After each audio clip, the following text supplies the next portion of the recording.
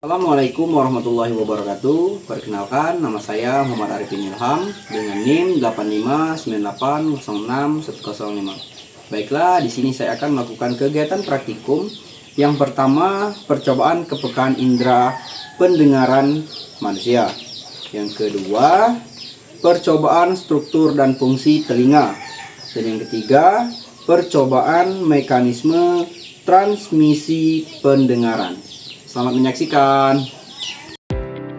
Adapun alat dan bahan yang diperlukan. Yang pertama, 2 sendok makan. Yang kedua, 2 mangkok. Yang ketiga, sapu tangan dan kapas. Adapun tujuan dari praktikum ini untuk mengetahui kepekaan indera pendengar seseorang. Cara kerjanya, tutuplah matamu dengan sapu tangan. Lalu kedua teman yang lain masing-masing memegang sendok dan mangkok. Tentukan jarak antara temanmu yang ditutup mata dengan Anda yang memegang sendok dan mangkok. Misalnya pertama 1 meter, kemudian 2 meter, begitu seterusnya.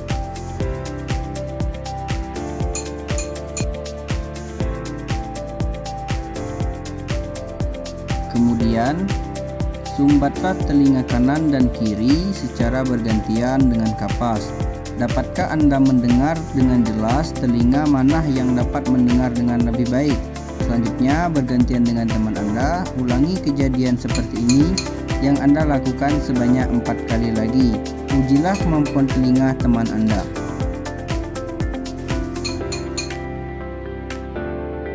Percobaan yang kedua, percobaan struktur dan fungsi telinga. Alat dan bahan yang diperlukan: 1. Gambar struktur alat pendengaran manusia. Yang kedua, lembar pengamatan. Dan yang ketiga, alat tulis. Adapun tujuan praktikum ini untuk mengetahui bagian-bagian yang menyusun telinga beserta fungsinya.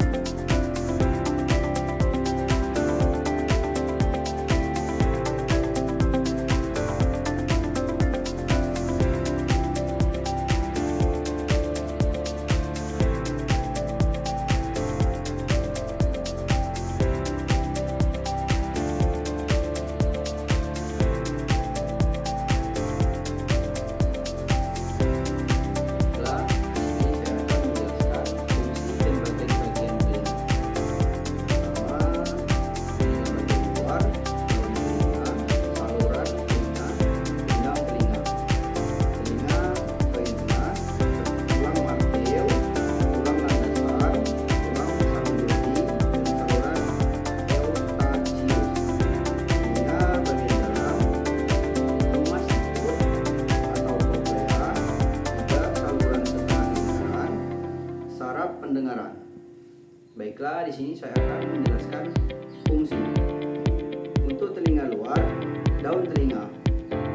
Daun telinga menangkap gelombang suara dari lingkungan dan mengarahkannya ke saluran telinga. Saluran telinga menyalurkan suara menuju gendang telinga dan membantu memperkuat suara hingga melindungi telinga dari kotoran dan benda asing. Gendang telinga bergetar ketika menerima gelombang suara. Getaran ini diteruskan ke tulang-tulang pendengaran di telinga tengah. Setelah telinga bagian luar, selanjutnya telinga bagian tengah. Yang pertama, tulang martil menerima getaran dari gendang telinga dan meneruskannya ke tulang landasan.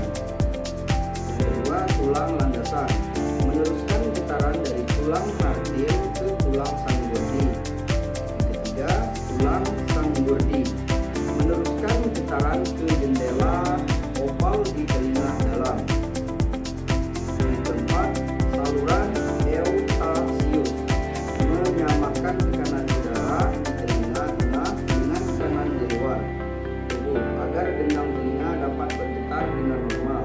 Juga membantu mengalirkan cairan dari telinga tengah ke tenggorokan. Itulah untuk telinga bagian tengah. Selanjutnya, telinga bagian dalam.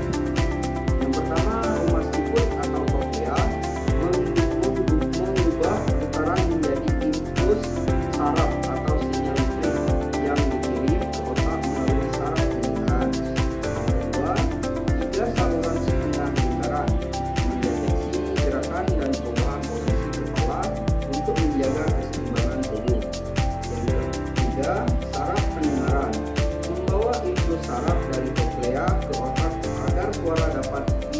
menjelaskan dan didengar. Itulah fungsi dan bagian-bagian telinga. Dan yang terakhir, percobaan ketiga yaitu mekanisme transmisi pendengaran. Adapun alat dan bahan, yang pertama gambar transmisi pendengaran, yang kedua lembar pengamatan, dan yang ketiga alat tulis. Adapun tujuan dari praktikum ini untuk menjelaskan peristiwa yang terjadi pada bagian-bagian telinga yang dilalui getaran suara dari suatu sumber bunyi. Struktur transmisi pendengaran. Yang pertama, gendang pendengaran. Yang kedua, tulang-tulang pendengaran. Yang ketiga, jendela opal. Yang keempat, koklea diluruskan. Yang kelima, ujung saraf sensoris.